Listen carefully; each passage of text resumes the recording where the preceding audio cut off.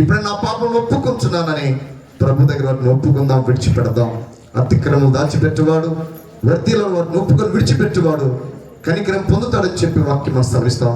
ఇంకా రక్షింపబడినటువంటి వారు చాలా మంది ఉన్నారు. ఇక్కడ బాప్తిసం పొందనటువంటి యవన బిడ్డలు, పురుషులు చాలా మంది ఉన్నారు. దేవునికి సమయం ఇస్తారు. మరి ఈ దినం ఇంత చక్కటి వాక్యం నిన్ను కూడా నువ్వు ఆలస్యం చేస్తున్నావు? ప్రియ సహోదర సహోదరి, రేపు దినం మనం చనిపోతే ఎక్కడికి వెళ్తాం?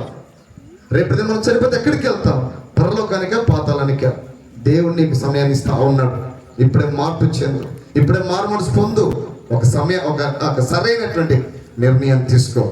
కల్వారి శిలువలో యేసు ప్రభుతో పాటు దొంగ కూడా చివరి క్షణంలో, తండ్రి నేను ఈ రాజ్యంలోకి వచ్చి నన్ను జ్ఞాపకం చేసుకున్నప్పుడు యేసు ప్రభు నేడు నువ్వు నాతో కూడా పరదయిస్తున్నావు. మరి దేవుడు అంతటి గొప్ప ధన్యతనిచ్చేటోడు దొంగకు ఈ రాత్రికాల సమయంలో చాకిరాల సంఘంలో ఉన్న మనకు కూడా దేవుడు అవకాశం ఇస్తున్నాడు. ఇంకా మానసు పొందకపోతే, రక్షింపబడకపోతే, ప్రభుని సొంత రక్షణ అంగీకరించకపోతే, బాప్తిసం పొందకపోతే దేవునికి సమయం ఇస్తావు. ప్రభువా ఇక నుంచి నీ బిడ్డకు నేను జీవిస్తానయ్యా, ఒక పాత్రగా పనిముట్టుగా నన్ను వాడుకోండి ప్రభువా.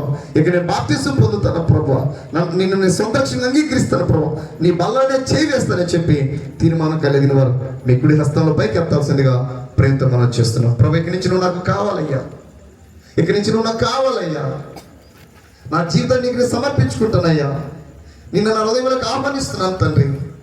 నేను ఎప్పుడైనా ఆయన ఒక తీర్మానం కలిగి దిన నేను నా ఇంటికి వెళ్తాను ప్రభు. ఇంకెవరైనా బాప్తిసం పొందకపోతే అయ్యా ఈ రోజు నుంచి నీ బిడ్డకు నేను జీవిస్తాను ప్రభు. నా పాపం జీవితం నేను విడిచిపెడుతున్నాను, నా దుర్మార్గత నేను విడిచిపెడుతున్నాను, నా త్రాగుబోతనాన్ని విడిచిపెడుతున్నాను, నా యొక్క అబద్ధాల జీవితం నేను విడిచిపెడుతున్నాను, నా వ్యభిచారపు జీవితాన్ని నేను ఇప్పుడే విడిచిపెడుతున్నానయ్యా. నీ బిడ్డకు నేను జీవిస్తాను ప్రభు, నీళ్ళు అంటు కట్టబడి నేను జీవిస్తాను ప్రభు.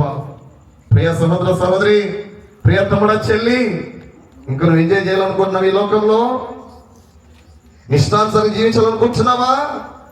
ప్రసంగిలో ఉంది, ఇష్టానుసారం జీవించు, హ్యాపీగా సంతోషముడు, కానీ తీర్పు ఉన్నదన్న విషయం మాత్రం నువ్వు మర్చిపోవద్దు.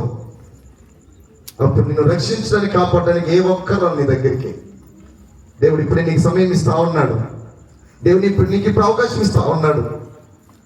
కాబట్టి సమయం ఉండగానే మన జీవితాన్ని సరిచేసుకుందాం, సమయం ఉండగానే మన పాప జీవితాన్ని విడిచిపెడదాం, సమయం ఉండగానే ప్రభుని సొంత రక్షకుని అంగీకరిద్దాం. ఇంకెవరైనా యేసయ్యా రేపటి నుంచి నేను ఇప్పుడే నేను జీవిస్తాను ప్రభా అని తీర్మానం కలిగిన వారు ఇప్పుడు హస్తములు పైకెత్తండి. ప్రార్థన చేద్దాం.